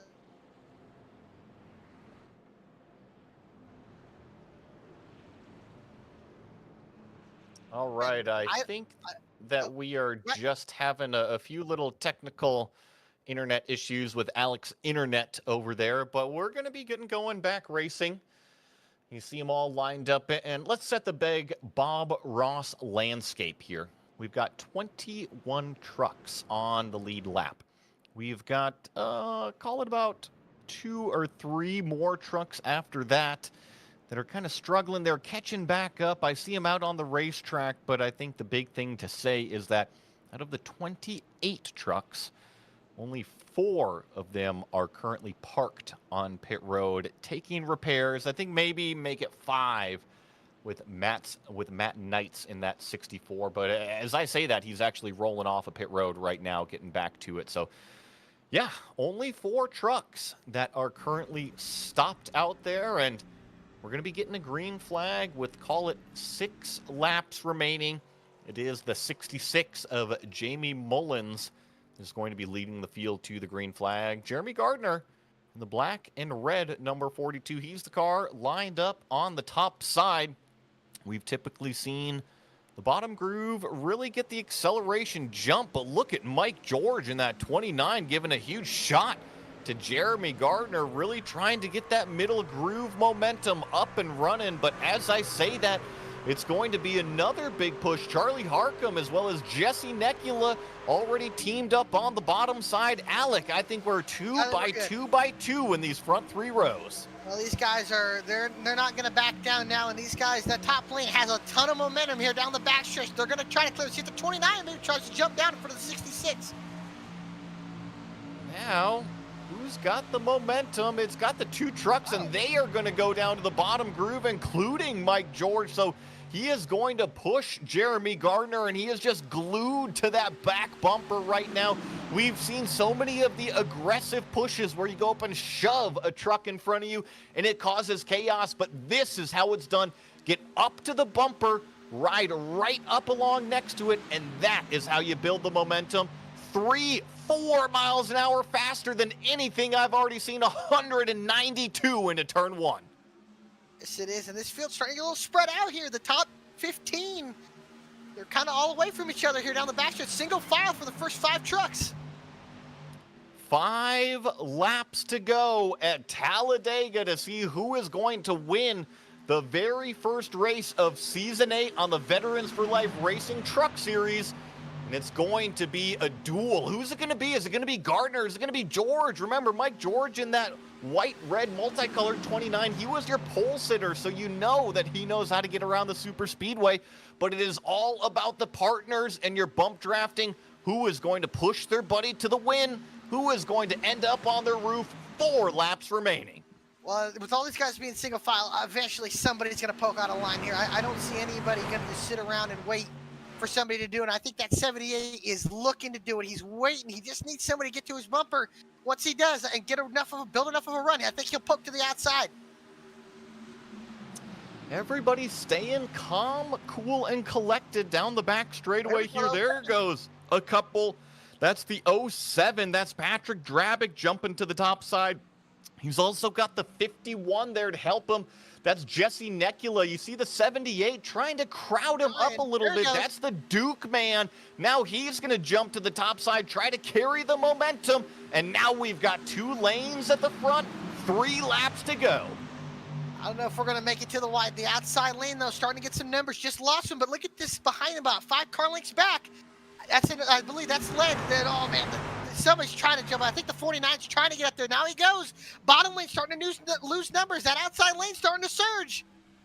We've seen the bottom lane typically be the faster of the 2 lanes, and now the 66 says, you know what, I want to jump up to the top here. So we're going to see Jamie Mullins in front of the 78 with a huge head of steam down the back straightaway, but in turns 3 and 4, in turns 1 and 2, that yellow line is the shortest distance around. The shortest distance is the fastest lap, but then once you get out onto the straightaway, who's got their buddy to push them the fastest? This could get big in a hurry. The 28 gets loose on the bottom. 2 laps to go. Oh, there they go. Double. And the 51 goes up into the air, and he lands back on all 4, but it's the big one, part number 2. And now we'll go to a green, white, checkered, and they wreck once again. Harcum gets turned up the track, and Nakula almost went up and over. I believe it was the 51 of Nekula. It was the 28. It was actually the 28 Harcum, that lost it on the bottom side. And loose is the name of the game tonight. And watch the white and blue truck. He's going to get loose. He's going to hit the apron. and then it gets worse, and then he just starts a big tank slapper. And when I call a tank slapper, weight shifting from the left to the right to the left to the right, and he just try to catch it, and it keeps flip flopping like a big old fish back and forth. And in one of that, it slowed down enough that he got hooked in the right rear, and unfortunately, Jesse Necula was the car to the outside that was the innocent victim. Necula was very lucky when he got clipped. That truck was probably going to blow over into the catch fence, but he clipped the back end against the safer barrier, straightened it out, but collected a lot of trucks again. And I mean, we've dwindled this field to about what, 19, 18 trucks now, and this will be in this lead pack. Yeah, I mean, we'll see who gets their stuff fixed up, you know, and who can come back out onto the racetrack. And here's the view from Necula. Just couldn't see it coming, and another up on the side a little bit, and yeah, just oof, and then a big shove. I don't know who that was coming down the racetrack, but he apparently said the 51 had not gotten the chair from outside the ring, and bop right over the top of the head. There it is, yeah. This will be our attempt number 1. Remember, we have 2 green-white checkers here tonight. And so if they get one more, if we get a caution before the white flag gets taken, we'll have one more attempt. And then if the caution comes out once again, the race will end under caution. But if they take the white flag, the race is official, no caution. We're going to finish this either way, whether they wreck or not. And I got to ask you, Joey, do you want to be on the inside lane here? Or do you want to be on the outside lane, especially if you're second row back? We haven't seen enough racing. We haven't seen enough green flag racing to have a solid data point of which lane is going to be the fastest. It may sound a little bit like throwing them, you know, but we just haven't seen enough racing to see who is going to provide the best push, who can handle those pushes, and who can kind of carve up through the draft field. With that being said, I think it comes down to instability. And if you're going to be pushing for the win, shoot, man, I might want to be the car pushing. I might want to be the car in third place because those 2 cars are going to crash in front of me. And if you are out front, I want to be on the radio yelling, hey, do not push me. And if I'm not being pushed, that means you got to block, isn't it? I think you're going to have to at a certain point. If you're, you know, when we come off of turn 4 here to the trial, that checkered flag is going to be in Barney's hand. Are you willing to throw a block? We've seen what happens when you throw an aggressive block. 2009, Aaron's 499 at Talladega right here. Brad Keselowski, Carl Edwards. Throw that wrong block, you can see yourself go up into the catch fence here. So this is going to be tough to see. How much are you willing to test your racing morals to take the checkered flag? We are going to go to GWC event, or I should say GWC attempt number 1 here. We do have 2 green-white checker attempts available to us. So this will be the first of the 2, and let's roll the dice both. here. Yes. I know that was going to be your question. Yes, we're going to use both. You know what? I'm gonna give the GLR guys some benefit of the doubt here. I'm gonna give Drabic the shout out. I know that a lot of these guys listen to the stream. I know that they go back and watch it, but I think that they are going to hang on to it. We are not going to get GWC number 2. It is going to end in tears and smoke and upside down trucks as they come across the start finish line, but we're not going to use GWC number 2. That is my Miss Cleo prediction. I hope you're ready to call this barn burner a finish. I think we're going to be I hope everybody watching, you might want to put the drink down because you might spill it, because you guys got to get on the edge of your seats for this one. This is going to be wild and crazy. We know the racing that we've seen already. We might have a beating and banging 4 or 5 wide finish here, and this is going to get wild. So ladies and gentlemen, buckle up, because these are going to be a wild 2 laps. If we get that white flag, that last lap's going to be hectic. I tell you what, I hope that we don't have GWC attempt number 2. I'm going to have to tie it in a knot over here to make it to the end of the broadcast as is. So, hey, boys, let's keep it nice and green. out here, so hopefully we can get a good race finish here at Talladega. Remember, this is just the opening round of the 17 race championship. Your winner will book their ticket into that playoff round, the first round of the playoffs there. And here we go, folks. We're going to get a checkered flag or another yellow flag. One or the other. We will see a checkered flag in the matter of a few laps. Is it going to be the 66 of Jamie Mullins? Is it going to be Jeremy Gardner? Is it going to be your pole sitter, Mike George? Is it going to be David Duke, who's had a relatively quiet night that finds himself inside of the top four? Barney waves the flag. He still has a shoulder on him, and we are racing 2 laps remaining. Top line's more organized here up into turns 1 and 2. The 78 gives a shot to the 66 to pull him even with the 42 of Gardner, who's got help from the pole sitter George. They're 2 by 2, and here comes that third lane forming. They're dead heat down the backstretch. The top lane gonna get a little more momentum down the backstretch. Here comes McCarty in the 24, help from the 68. He's gonna come up to the outside, try to make it 3 wide into turn number 3. Will they get the white flag? We've got 4 trucks really lined up on the bottom side, 3 trucks lined up on the top side, but look at the push from that 29 to Jeremy Gardner and the momentum that the middle groove has. Let's see the start-finish line because Barney's got the white flag in the air. It is going to be the 66 that takes the last lap here. It is going to come down to the checkered. Oh, the 66 gets turned in front of the field. He hangs on to it on the apron. Oh. There's no wreck. It's still up front. Jeremy Gardner leads down the back straightaway. Out of nowhere, it's Chance Taylor in the 14. He shoves to the back bumper of Mike George. McCarty to the outside. Oh, momentum on the top. It's going to be between the top 5 here. Here comes George to the outside. He tucks back in line. They're single file to the top 7. Who's going to make a move into the trial? Does the 14 of Taylor have anything for the pole sitter and Gardner? Here comes McCarty to the outside. And Jeremy Gardner, Mike George, Chance Taylor, is there going to be a bump draft move? Here comes Taylor to the outside. Gardner's going to take the win, being pushed by Mike George. Chance Taylor, who we didn't say all night, ends up with a podium inside the top 3, but it is all Jeremy Gardner, one of the drivers that got an early penalty, had to serve it, lost the entire field, redeems himself at the front as your race winner. And how about that? Great. I think a loyal teammate, Mike George, trying to just get to the finish. How about Chance Taylor, like you said, out of nowhere, when the 78 of Duke got into the back end of the 66 of Mullins, that 14 just came out of nowhere, shot at it like a rocket.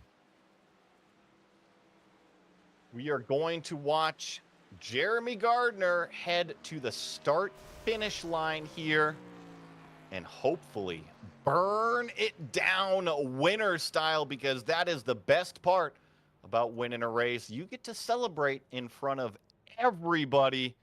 And here goes the 42. You got to love the smell of some victory donuts. You know what? The 42 is going to prove me wrong. So what we're going to do is we're going to take a quick break and be right back with the results and any post-race interviews.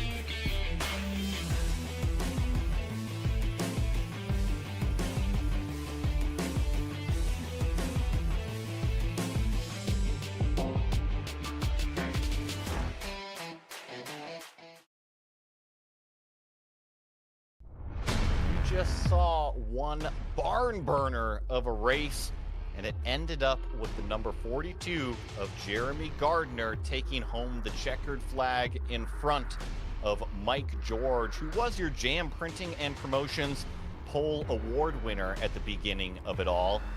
And then Chance Taylor finishing in third, Patrick Drabick with a nice solid top five there in fourth to start out the season, James Goshen in fifth, Levi McCarty in sixth, David Duke in seventh, Howie DiSavino in eighth, Brandon Wallace finishing in ninth, and then Scott Phelps rounding out your top 10, Alec.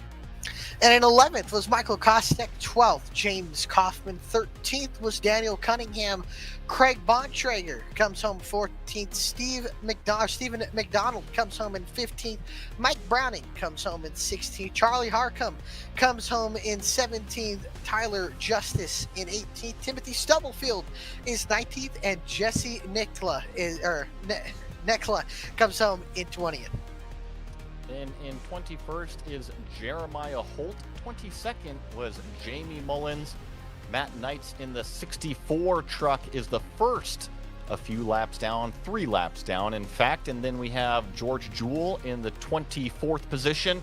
And then the rest, unfortunately, Jamie Barkis, Jake Ellingson, Logan Sturgeon, and Alan Marshall all did not finish today's race, unfortunately. And Alec, I want to get your kind of thoughts about this before we bring anybody into the commentary booth and get these post-race interviews, because it's the start of the season. Talladega, we started the broadcast saying it was a wild card. It kind of lived up to it, didn't it? Oh, it sure did. There was a lot of craziness, a lot of wrecks, a lot of good action. Win green, and just like that finish, I mean, we saw guys come out of nowhere and somehow get a podium and even get up into the top 5 and top 10. So, if this is just the tone setter for this season, I cannot wait to be in the booth for most of these races. I'm really looking forward to seeing how good these guys are going to be able to take in the different variety of tracks that we have. This being the wild card, I'm ready to see how we get to these normal racetracks and seeing how it all shakes out and what shapes up. Well, it looks like we've got Jeremy Gardner, our race winner, joining us. First of all, congratulations, Jeremy. Appreciate it, guys. Now, I saw before the race started, you made an announcement that you went to the bathroom all by yourself today, and now here you are in Victory Lane. Congratulations. I did, man. I even wiped by myself this time. Well, talk us through the race from your point of view, because it didn't start out too well. You lost the draft pack with that early penalty. Yeah, I got black flagged. I think when everybody stayed out that first run at like lap 7, lap 9, I went to go pit just to top off fuel. I was just gonna go to the back. I was trying to play smart all race, but I guess I was speeding in the pit road and I got a black flag for passing under yellow. So I was kind of like, well, there goes my race. But that caution came out right after, and it kind of saved me. So I was kind of happy to see that. With it being Talladega, it's always just kind of a roll of the dice on what kind of race you're going to get with the super speedway. What is it like to keep your mental focus when it's just so much start and stop? Like you said, it's Talladega, man. It's kind of one of them races. I don't know. Some people like to full send it the whole race. Some people like to sit back and watch everything unfold. I mean, I'm kind of one of those guys that likes to sit back and watch it unfold and just kind of hold my composure and just watch everything happen. I mean, that helped me out majorly tonight. Thankfully, I had my teammates with me tonight. We made a hell of a run from the back tonight. We watched every wreck happen. We avoided everything. Honestly, that's the first super speedway race I think I've ever finished without getting in any wreck or any contact. So that was fun.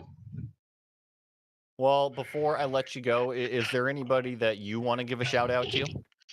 Yes, sir. Pat and Jamie, they put on a hell of a league. This is probably this is my 3rd or 4th season with them. This is my all-time favorite league to run with. I love all these guys. I love what this league represents and what they represent. Lincoln Tech, Hidden Whip Brewery, Cruising Classics, Nasty's Restaurant and Bar, my sponsor, Veterans for Life Foundation. I appreciate everything Jamie Perkins does for me and the veterans community. NVets, Jam Printing and Promotions, V Speed, Nazareth 360, Indiana Department of Veteran Affairs, Alexander PCs, Sim Motion, Next Level Racing, iRacing coming on board, and above the yellow line. Appreciate what they do as well. That was Jeremy Gardner. I bet you the first of at least a few wins here in this season. And I believe that, Alec, you've caught up with our original pole sitter who finished in the second place position today. I have Mike George, buddy. You got a copy? I do. Well, man, you start on the pole, you finish second, coming to the line. Seem to stay in line there at the end. Were you just trying to get that finish there and maybe see if you can make a move there on Jeremy? Well, guys, it's when it comes down to it at the end of the day, it's about teamwork. Right from the get-go, we had a plan.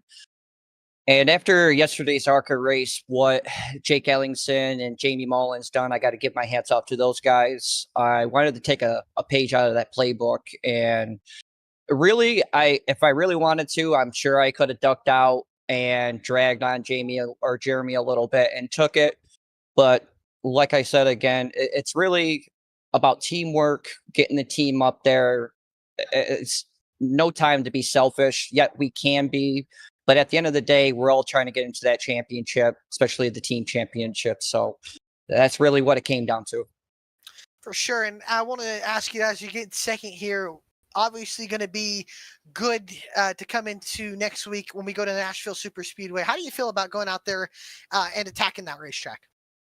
I love Nashville. I'm kind of glad these super speedways are going to be over. It is 90% luck, 10% tail it, depending on how you're looking at it.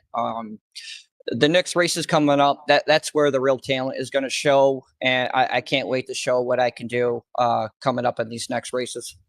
For sure. Well, we look forward to seeing what you can do when you come out to Nashville. Now, I'm going to ask you this. Is there anybody you want to give a shout out to here tonight for the second place finish? Yeah, absolutely. First and foremost, Veterans for Life Racing. Thank you, Jamie Perkins, for bringing it on board and believing in this new gunner coming up. I'm glad to show what I could do. Of course, one of my main sponsors, Happy Hour Racing, that we got on the hood there.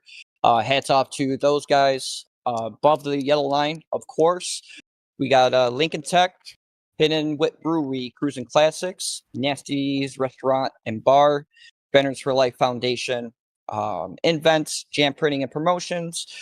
We can't forget a Coney Setup Shop for giving us these setups. They were unbelievable.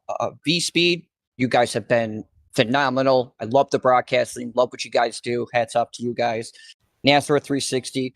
And of course, I should have put these guys on the top. GLR. I always say every time I get the opportunity to take a podium, this has been like a second home to me. So Jamie, Pat, Jake, Jamie Perkins, you guys, I give it all to you guys for believing in me.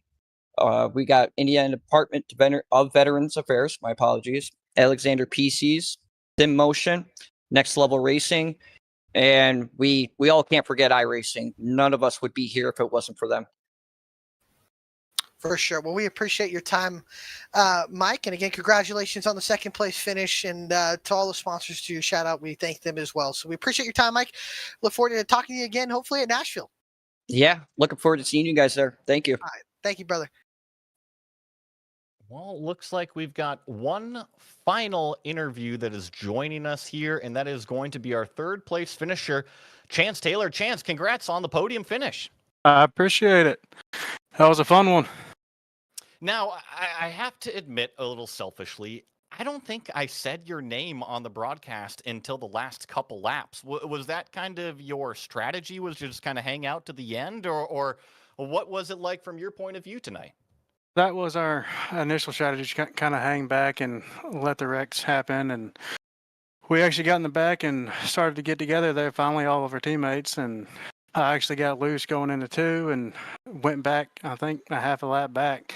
And one caution brought me back, and I worked myself back up to my teammates, and we got a damn good finish there. Now, I was able to have the fortunate pleasure of covering this series last year, and I don't recognize your name in the trucks here. Do you like super speedways? Do you like mile and a halves? Do you like short tracks? What kind of tracks does Chance Taylor like? I am more of a short track and mile and a half track type of person. I like the super speedways, but it's more of I don't know. I think it's more challenging to do a short track or mile and a half there. It just kind of like the way I drive, so I like it better. Well, you had one heck of a performance tonight. You wouldn't tell you were a short track guy showing up here at the Super Speedway and gaining 18 positions to finish in third. Is there anybody you want to give a shout out to? Yeah, I'd like to get a shout out to Veterans for Life Racing, new team. They just pulled me up this year and brought me into the truck racing. Proud to be a part of that. Lincoln Tech, Hidden Wit Brewery, Cruising Classics, Nasty's Restaurant and Bar, Veterans for Life Foundation, NVETS, Jam Printing and Promotions, Maconi Setup Shop, V-Speed, and Nazar 360. Well, that was Chance Taylor driving the number 14 truck today and finishing on the podium. And Alec, I want to bring you back in for our final thoughts here before we close it all out.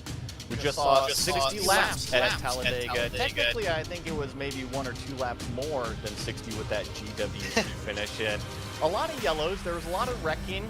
And got to remember, we got 16 more races to go. Do you think maybe any bit of that drama might kind of resurface in some of these future races?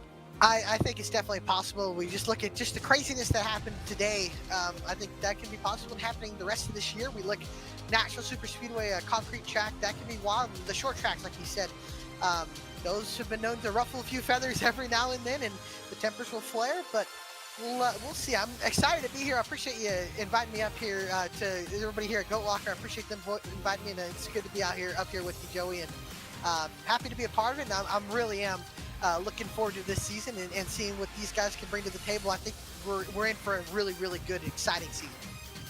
Well, as you just heard Alex say, the next race is going to be Nashville. Catch it right here on V-Speed, September 6th at 7:30 p.m. Central. That is the V-Speed YouTube channel. And also, you can catch us all on Goat Locker Racing Facebook page. And for Patrick Drabick, Jamie Barkus, and everyone at Goat Locker Racing, for Adam Baker and Bradley Cooper at V-Speed, our producer, Eddie Smith, and my colleague in the booth, Alec Martinez, my name is Joey Adbury. Thank you for watching tonight's broadcast, and I'll see you at the checkered flag.